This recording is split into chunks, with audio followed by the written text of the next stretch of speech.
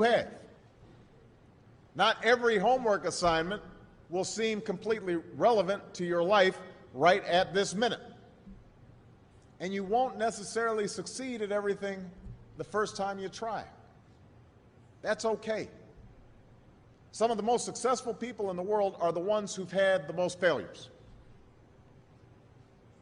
J.K. Rowling, who wrote Harry Potter, her first Harry Potter book was rejected 12 times before it was finally published.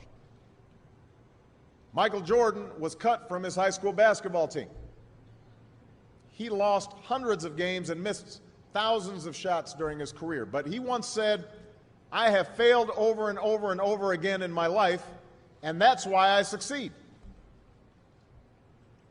These people succeeded because they understood that you can't let your failures define you. You have to let your failures teach you.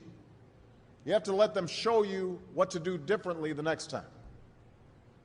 So if you get into trouble, that doesn't mean you're a troublemaker. It means you need to try harder to act right. If you get a bad grade, that doesn't mean you're stupid. It just means you need to spend more time studying. No one's born being good at all things. You become good at things through hard work. You're not a varsity athlete the first time you play a new sport. You don't hit every note the first time you sing a song. You've got to practice. The same principle applies to your schoolwork. You might have to do a math problem a few times before you get it right. You might have to read something a few times before you understand it. You definitely have to do a few drafts of a paper before it's good enough to hand in. Don't be afraid to ask questions. Don't be afraid to ask for help when you need it. I do that every day.